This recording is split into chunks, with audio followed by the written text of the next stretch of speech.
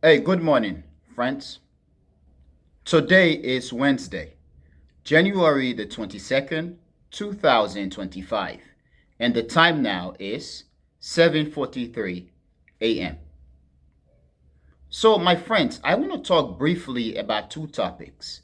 We are talking about one, Donald Trump's inauguration.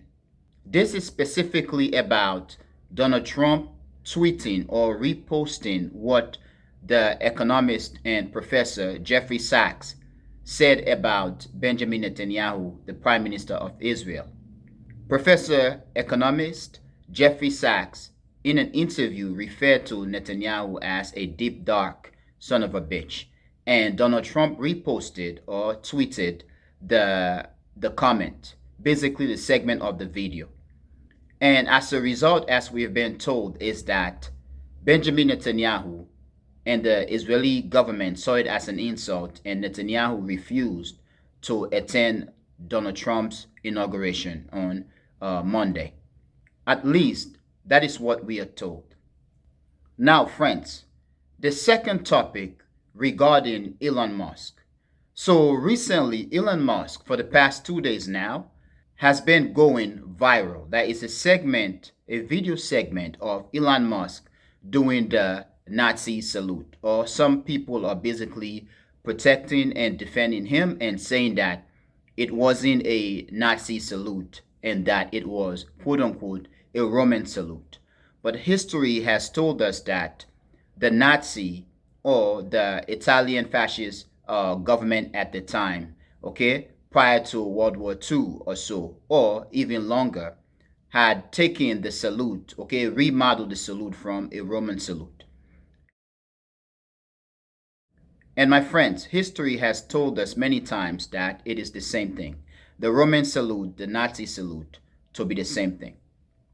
Now, friends, I've been thinking about this a long time now for the past few hours.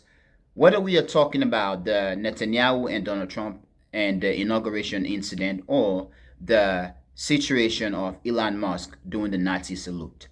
And many people have been calling him names and making lots of reference or declaration about him.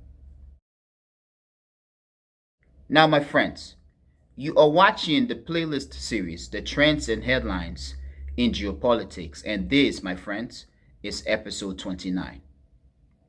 Once again, friends, you are watching the playlist series, The Trends and Headlines in Geopolitics. And this is episode 29. So, my friends, regarding the inauguration of Donald Trump and the fact that Benjamin Netanyahu, the Prime Minister of Israel, refused to attend the event, I've been thinking about this for the past day and a half now, or at least since the inauguration. Now, we were told, okay, or as many observers of international relations or on international relations and geopolitics, as they've been saying, they've been remarking that because Donald Trump reposted what Jeffrey Sachs said about Netanyahu, calling Benjamin Netanyahu of Israel a deep, dark son of a bitch. The Prime Minister of Israel, Benjamin Netanyahu, had refused to attend Donald Trump's inauguration, and that the reposting or tweeting of the video apparently, as we've been told, was the reason for the Prime Minister of Israel, Benjamin Netanyahu, and the Israeli government to accept the ceasefire or agreement or deal or whatsoever. Now, my friends, I've been thinking about this and I do believe this is nothing but a game. It is propaganda, it is politics. And once again, friends, I'm going to stress that I do believe that society has grossly missed and underestimated Donald Trump, his ability. Okay, yes, he may not be the best speaker in terms of his ability to deliver speech. Yes, he's a straight talker, and people are saying because of his ego. But I do believe because of some of the things that he had done in terms of his past and even his activities and actions in recent days and years and months and weeks, we've been accustomed to looking down at Donald Trump, underestimating and undermining him. But Donald Trump, I do believe he is a skilled politician. And He had been so for a long time. If you look at Donald Trump's past, in fact, there is a famous appearance in the TV series The Fresh Prince, in which he appeared in the series. And one famous scene in the series is that Carlton Banks basically fainted when he saw Donald Trump, "Oh, the Donald, it's the Donald," and he fainted. Looking at all these things, whether we are talking also about Celebrity Apprentice, Donald Trump was actually molding himself, putting himself in the views, the eyes of American society to run for president. He had been planning this. I don't think Donald Trump all of a sudden in 2016 or 15 decided, "I'm going to run for president." I think he wanted to. He had the idea, okay, or the penchant to do that. But with Barack Obama's election, Donald Trump, I do believe, finally think if Obama, a black man, can become the president of the United States, so can I. Now, my friends, I do apologize for deviating. Now, let's go back to the whole idea of the Donald Trump's inauguration and Benjamin Netanyahu refusing to attend the inauguration. Now, Donald Trump, as I've said in a past video, was the one who actually removed the United States Embassy from Tel Aviv to Jerusalem. Donald Trump has, for the past few years, since he became president of the United States, projected or portrayed himself to be a Zionist, a strong supporter of Israel. His cabinet is full of Zionists, strong supporters of Israel.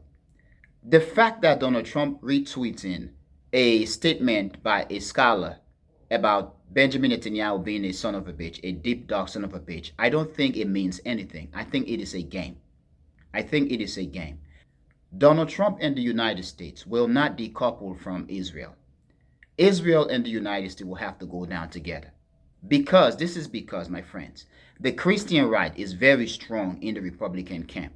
And these guys, whether it is because of Christian white nationalism or because of their willingness to see Jesus come back in current times so that we can all go to hell, okay? Those of us who are not subscribing to the level, okay, of religiosity that they subscribe to, that we can go to hell. So in this case, I do believe Trump was underestimated. Now, my friends, regarding Donald Trump's reposting of Jeffrey Sachs' comment and Israeli Prime Minister refusing to attend his inauguration, I do also believe that one of the reasons was that both Trump and Netanyahu decided that he doesn't attend. And the best way to do this is to create a mock rift, okay? Tension between both of them. Now, looking at the inauguration event, the emotion, the connection that people usually have with that event to an extent was re-altered because it is usually an event that is held outside. But this inauguration was held indoor to the point where the masses could not attend. I do believe in that space, Benjamin Netanyahu, in this case, in current times, has become much more of a larger figure, a larger force, that had he been in that room, his importance, his significance to the Republicans, to the United States foreign and domestic politics right now, I do believe could have overwhelmed the presence of Donald Trump in the inauguration. Perhaps, my friends, I may be wrong, perhaps I may be right. However, I hope that you tell me what you think. But I do believe that there was, okay, between Donald Trump and Benjamin Netanyahu, an agreement that he doesn't attend, but they had to do it in a way that it appears as if both guys are in a tension with one another.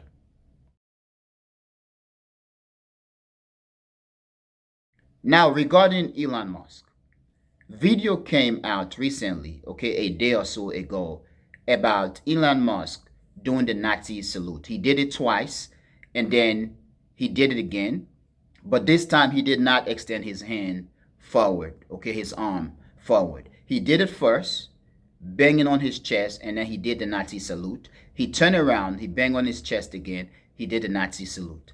The third time, he did not extend his arm, he just banged his chest, and he said something, if I remember exactly the words. that I give my heart to you guys. I do believe that I give my heart to you guys. He did that as a means to alter the conversation, to make it look like it was a heartfelt moment that he was showing love to the people. But those people who have read history and witnessed history, and those people who are within the camp, know what he was doing. They knew and they know what he was doing or had been doing.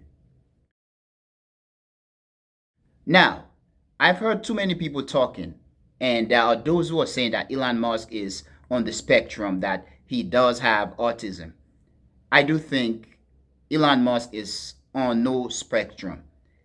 This is not about autism. I think the autism thing is what Elon Musk and his supporters now are using as a means to support their argument, to say that he wasn't doing the Nazi salute and that he was just showing affection, okay, and doing it in the way that he knows how to. His autism, okay, leading the way. What he did, it was a calculated effort and a calculated decision, I do believe. People are not doing this thing recently, currently, just for doing it. You must be related to a certain group. You must know when and how and why you are doing it. And honestly, recently, Europeans and people of European descent, or to say it simply, white people, who are on the extreme level of political and social discourse, they've been doing and saying things that many of us around the world can do nothing but to scratch our heads. When COVID hit, we saw how Europeans squeeze, vaccines. They hoarded vaccines among themselves. When the war in Ukraine started, we saw Europeans making comments about people of the global south. We saw Europeans calling on the rest of the world to support and protect and defend Ukrainians, or Ukrainians, because they are white people with blonde hair and blue eyes. We saw the commission of, the EU or whatsoever, Joseph Borrell, basically refer to Africa, Africans, and people of the global south, people of the non-white world, as uncivilized. He referred to Europe as the garden and the rest of humanity as a bunch of uncivilized people that just want to come in, bunch of weeds that want to come in and corrupt the garden. Donald Trump made a statement when he came into power during his first term, referring to Africa and Haiti and other countries as shithole countries. They are doing these things not by mistakes. They are doing these things boldly because they think they have triumph. It is arrogance. This is not mistake. Elon Musk is not making mistake.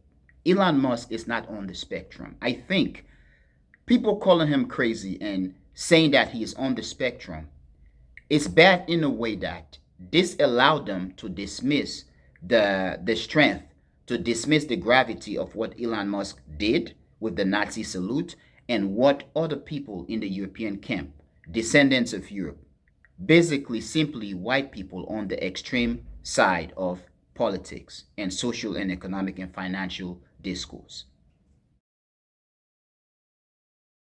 Now, recently, Steve Bannon and many in the MAGA Republic, they've been terming Elon Musk negatively. I think Steve Bannon even referred to Elon Musk as a racist South Africans.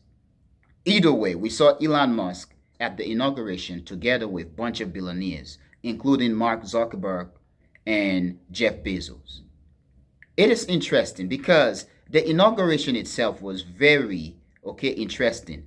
I noticed two important faces at the inauguration other than American political elites. We are talking in this case about the Indian Foreign Minister, Jay and also Tucker Carlson on the front of the inauguration. Tucker Carlson was smiling so much, so big. It is interesting. I think the inauguration, the view of it, the picture, the congregant, those who are traditionally supposed to attend and those who just show up, like Elon Musk. I think society needs to pay attention to what is going on. And at the inauguration, at some point, Donald Trump stated that the United States is going to Mars, and Elon Musk was cheering so big, so hard. I saw Donald Trump's son, Barron Trump. He wasn't happy, or he doesn't look like he's happy. He looked irritated. And the only way I can predict that or interpret that is that he was irritated at Elon Musk. Yes, there are many in the MAGA Republic who've been saying that Elon Musk is irritating. And they've also said a lot about Vivek Ramaswamy. And my friends, Vivek Ramaswamy is said to have been booted from the MAGA Republic or the new department, okay, of governmental efficiency that Donald Trump is creating. What is happening is very interesting. But friends, to sum this up, I do believe that Benjamin Netanyahu not attending Trump's inauguration, I think that the decision was a calculated decision that both men made because of some other reason. Now for Elon Musk, I do believe that what he did was a Nazi salute, and he did it willfully. He knew what he was doing. He knew why he was doing it and who he was doing it for. He was sending his message that he is part of the camp. Yes, Steve Bannon referred to him as a racist South African, but at the end of the day, he is a white European. He is in the camp. Vivek Ramaswamy was let go. Elon Musk is not on the spectrum. He is not crazy. He knew exactly, and he knew exactly what he was doing. Now, my friends, please tell me what you think, and I want to know what you think. But I'm going to end here, friends. I want to thank you for being a member of the Echoing Voice community, but most especially, my friends, and most importantly, I want to thank you a lot for watching the Echoing Voice. Peace.